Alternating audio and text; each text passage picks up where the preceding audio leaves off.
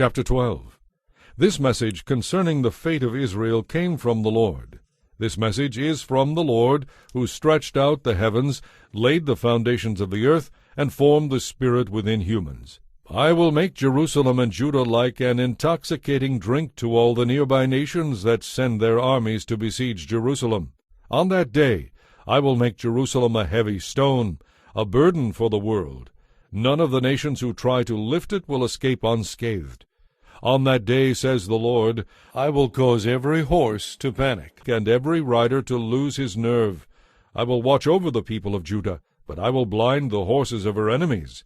And the clans of Judah will say to themselves, The people of Jerusalem have found strength in the Lord Almighty their God.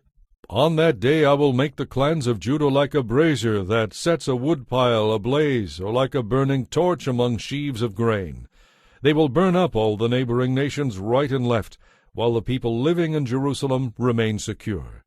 The Lord will give victory to the rest of Judah first, before Jerusalem, so that the people of Jerusalem and the royal line of David will not have greater honor than the rest of Judah.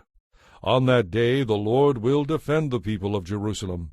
The weakest among them will be as mighty as King David, and the royal descendants will be like God, like the angel of the Lord who goes before them. For my plan is to destroy all the nations that come against Jerusalem. Then I will pour out a spirit of grace and prayer on the family of David, and on all the people of Jerusalem. They will look on me, whom they have pierced, and mourn for him as for an only son. They will grieve bitterly for him, as for a firstborn son who has died. The sorrow and mourning in Jerusalem on that day will be like the grievous mourning of Hadad-Rimmon in the valley of Megiddo. All Israel will weep in profound sorrow, each family by itself, with the husbands and wives in separate groups. The family of David will mourn, along with the family of Nathan, the family of Levi, and the family of Shimei.